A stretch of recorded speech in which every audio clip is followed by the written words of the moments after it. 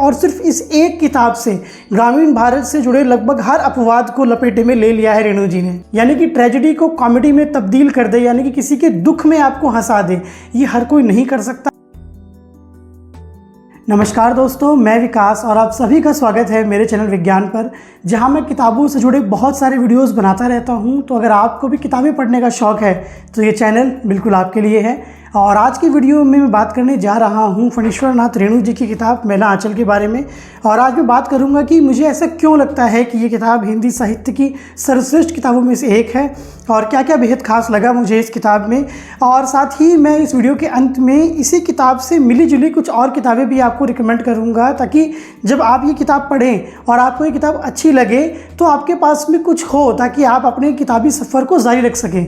तो चलिए इसी के साथ हम शुरू करते हैं हमारा आज का सफ़र। सबसे पहले तो मैं आपको ये बता दूं कि इस उपन्यास के नाम से आपको भ्रम हो सकता है कि ये कोई लागा चुनरी में दाग जैसा कोई महिला प्रधान उपन्यास होगा, पर ऐसा नहीं है।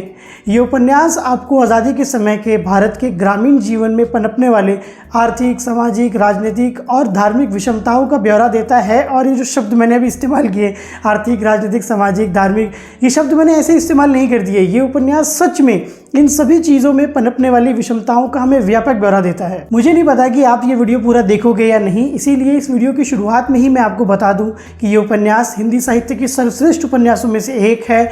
और जैसा कि मैंने पहले भी कहा कि ग्रामीण जीवन से जुड़े हर पहलू, जैसे कि सामाजिक और आर्थिक शोषण, दोगली राजनीति, धार्मिक पाखंडीपन और अंधविश्वास, इन सब चीज़ों पर भरपूर तरीके से लिखा है रेणु जी ने। सबसे महत्वपूर्ण और सबसे खूबसूरत बात जो मुझे लगी इस किताब के बारे में वो ये कि आप किसी भी एक विषय पर या किसी भी एक किरदार पर उंगली रख के ये नहीं कह सकते कि ये किताब इस बारे में है। इस किताब का कैनवास और स्पेक्ट्रम बहुत बड़ा है और सिर्फ इस एक किताब से ग्रामीण भारत से जुड़े लगभग हर अपवाद को लपेटे में ले लिया है रेणु जी ने। उपन्यास में बहुत सारे किरदार हैं और हर किरदार किसी न किसी अपवाद का प्रतिनिधित्व करता है और उसका कहानी में होने का एक मकसद है।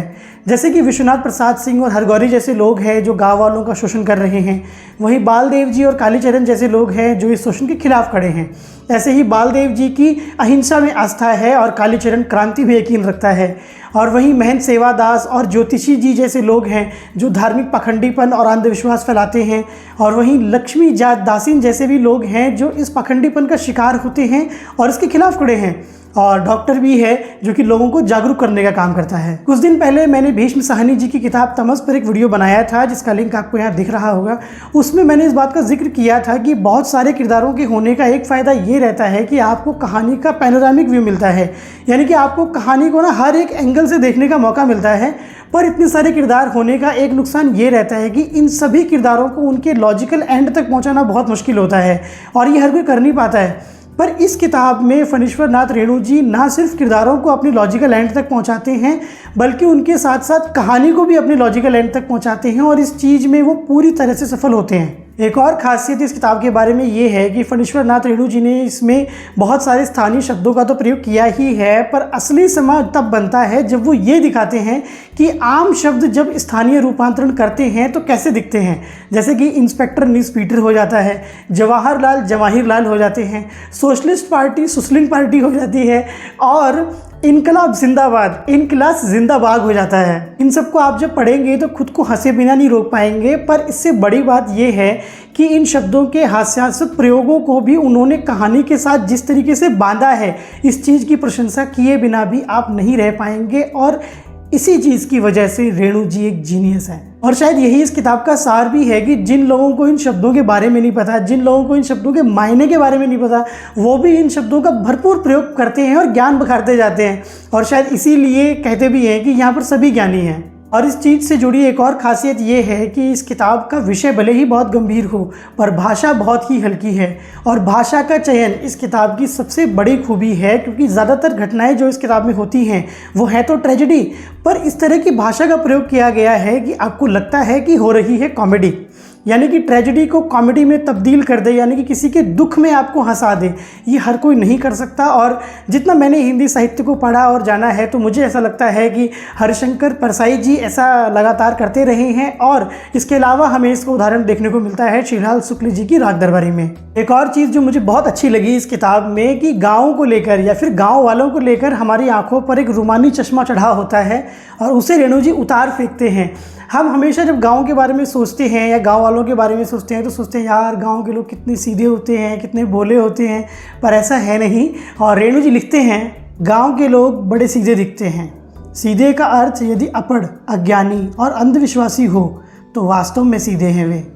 जहाँ तक संसारिक बुद्धि का सवाल है तो वे हमारे और तुम्हारे जैसे लोगों को दिन में 5 बार ठग लेंगे। और तारीफ़ यह है कि तुम ठगी जाने पर भी उनकी सरलता पर मुग्ध होने पर मजबूर हो जाओगी। और अब बात करते हैं मैला आंचल से मिलती जुलती कुछ किताबों की। तो अगर आपको मैला आंचल किताब अच्छी लगी है तो आप प्रेमचंद जी की गोदान, श्रीलाल शुक्ल जी की राग दरबारी और मनु भंडारी जी की महाभोज किताब पढ़ सकते हैं। और मनु भंडारी जी की महाभोज किताब पर मैं पहले ही एक वीडियो बना चुका हूं जिसका लिंक आपको यहाँ दिख रहा होगा और मैं डिस्क्रिप्शन में भी लिंक दे दूँगा। और इन सभी किताबों को खरीदने का लिंक मैंने डिस्क्रिप्शन में दे दिया है, आप उस लिंक पर क्लिक करके किताबें खरीद सकते हैं। तो ये था मेरा वीडियो और ये वीडियो आपको कैसा लगा मुझे कमेंट सेक्शन में ज़रूर बताइएगा। और कमेंट आप ज़रूर कीजिएगा क्योंकि मैं सारे कमेंट्स पे रिप्लाई करता हूँ और मैं कोशिश करता हूँ कि ये संवाद आगे बढ़े, क्योंकि ये चैनल ही तो ज़रिया है जिसके थ्रू मैं उन लोगों से जुड़ पाता हूँ जो किताबें पढ़ते हैं। और अगर आपको वीडियो अच्छा लगा है तो मेरे वीडियो को लाइक कीजिएगा और मेरे चैनल को अगर आपने अब तक सब्सक्राइब नहीं किया है तो वो भी कर लीजिएगा।